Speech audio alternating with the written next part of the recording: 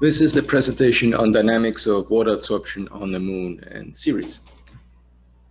And first, I should clarify what type of water or H2O I'm talking about in this presentation, and that's adsorbed H2O. So adsorption is a surface phenomenon, not a bulk phenomenon.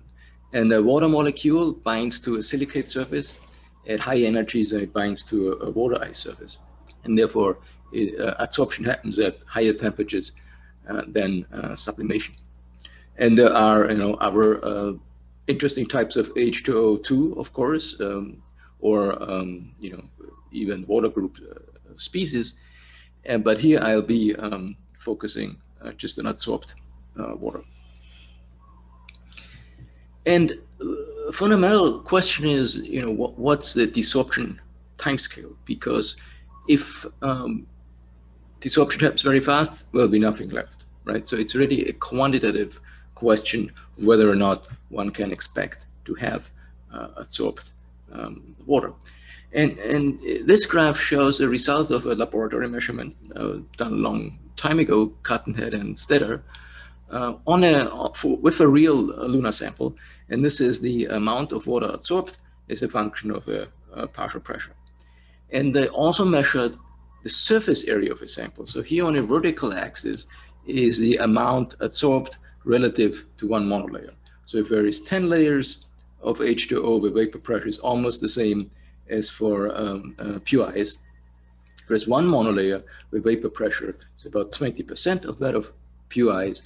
And that means the resonance time of water molecules at one monolayer adsorption is about 5 times that of pure ice. And to further consider this timescale, so the classical idea of cold trap is the sublimation loss is something like a meter per billion years, and that's a nanometer per year, so that's a residence time of about 4 months. For pure ice, that would be 110 Kelvin or so, 115 Kelvin maybe. Now for monolayer adsorption, as I tried to say in the previous slide, that residence time is going to be 5 times higher. And if one has less than a monolayer, then there are higher binding sites available, right? So there are desorption experiments here, results shown from Poston et al., also done on real lunar samples. So some of the water is emitted only at higher temperature. And the binding energy of H2O on ice is about half an eV. So depending on the material, depending on the type of silicate, there is higher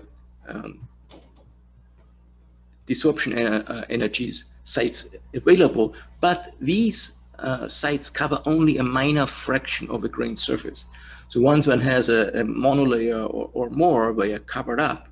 And with more monolayer, the residence time will be no longer than, say 5 times that of pure ice. Only a sub-monolayer coverage of these higher energies and therefore longer desorption times available. So here now is a graph of residence time as a function of temperature. That's the molecular adsorption residence time, and the monolayer and ice is factor of 5. Doesn't make that much of a difference on this log scale over these many orders of magnitudes. So for example, 110 Kelvin, we have residence time of 4 months or so. At 150 Kelvin, it's a few minutes. 160 Kelvin, it's 10 seconds or so. So these are the residence times, desorption timescales to be expected. So if we want to find lots of adsorbed H2O, we should look at surfaces with these low temperatures. At these higher temperatures, it's got to be much less than a monolayer, because even if you start out with 100 monolayers and one monolayer disappears in 10 seconds, it's just gone in no time. So to be able to retain a significant amount of adsorbed water, it has to be at low temperature.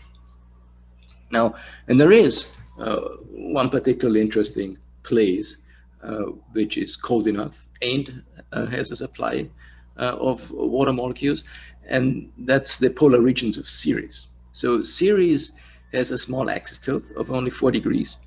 So its polar regions are quite cold. At its distance from a sun, 3 degrees sun elevation means the temperature is 110 Kelvin. So that means at winter solstice, latitudes of 90 to 83 degrees are going to be below 110 Kelvin. So there is going to be residence times of months and months, right? In addition, Ceres has, or is thought to have, that's a theory, a supply of water because it's an ice-rich body, right? So there's water diffusing out from the interior, but Ceres is massive enough that some of its molecules will fall back. So this would not happen at a small asteroid, it only happens at a more massive object. And so there may be sort of a quasi-continuous supply of water molecules to the polar regions, which can recharge the polar area. And so here's a model calculation of that, with the black dots being the molecules, the contours being surface temperature, and you see the buildup of a H2 deposit near the poles. So there is an expectation there might be an optically thin seasonal cap. Here's the same model calculation with the amount. So twice in a series here, once on each polar region, there will be this optically thin seasonal cap. Now, how much water is there? Well, that depends how much water is supplied. If one only assumes the only source is the water coming out from interior, which is a small rate, because if it diffuses out fast, it would be gone by now, right? So it's sort of what I call the minimum mass Syrian water cycle. If that's the only source of water, then we talk about 2 tons of H2O at the polar regions. Now, on the moon, this is another model calculations. The adsorption happens only at the morning terminator. So there's a big dust-dawn asymmetry. So it's sort of an exosphere supplied surface adsorption would have this dust-dawn asymmetry. And but it disappears, well, in excess of a monolayer, it disappears very soon after sunrise. And some years ago, we made a map of where the amplitude of the adsorption is the largest, and it's in the polar regions, not in the equatorial regions, the polar regions. It's close to PSRs. Now, by now, there would be better data available to do this, because now we have quantified the seasonal temperature variations in the polar regions through models and diviner. And so it would give even larger amplitudes, but either the largest amplitudes in adsorbed are in the polar regions. And then there's this interesting dynamical phenomenon of thermal pumping. So, and I don't have time to properly explain this, right? But if you have a certain number of water molecules on a surface or a depth, we will experience different temperature amplitudes. And on a time average, there will be a lot more vapor pressure from these molecules than molecules in depth.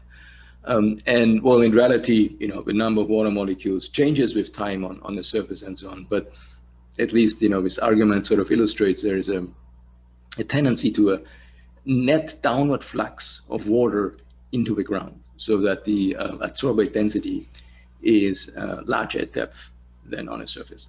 And years ago, we wrote 2 papers on this interesting dynamical phenomenon. So quick summary, if I was looking for time-dependent adsorption on the surface of an airless body in the inner solar system, I would look in the polar regions of Ceres. And if I was looking for it on Moon, I would look in the polar regions of the Moon, actually. And then there is this interesting dynamic phenomenon where the surface, or the time average for surface, actually has at least adsorbed water, and there may be more adsorbed water, just a centimeter or 10 centimeters at depth.